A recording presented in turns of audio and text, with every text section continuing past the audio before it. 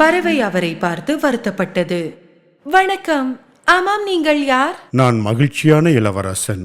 பிறகு ஏன் அழுகிறீர்கள்? நான் உயிருடன் இருந்த பொழுது, என் இதயம் மனித இதயமாக இருந்த பொழுது நான் ஒருபோதும் கண்ணீர் சிந்தவில்லை. ஏனென்றால் அப்பொழுது நான் ஒரு அரண்மனையில் வாழ்ந்தேன். அங்கு சோகம் என்னவென்றே எனக்கு தெரியாது. பகலில் தோட்டத்தில் என் நண்பர்களுடன் விளையாடுவேன். இரவில் பெரிய நடனமாடும் அரங்கில் நடனமாடுவேன்.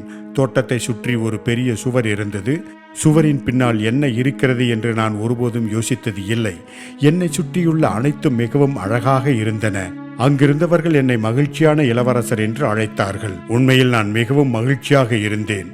இருந்தாலும் எனது வாழ்க்கை முடிந்ததும் அவர்கள் என்னை இங்கே இந்த மலையில் மேல் வைத்து விட்டார்கள். இப்போது என்னை சுற்றி நடக்கும் அனைத்து கெட்டதும் வறுமையும் என்னால் காண முடிகிறது. என் இதயம் அலுமினியத்தால் ஆனாலும் என்னால் அழ முடிகிறது. பறவை மிகவும் வருத்தமாக இருந்தது. இங்கிருந்து தொலைவில் ஒரு சிறிய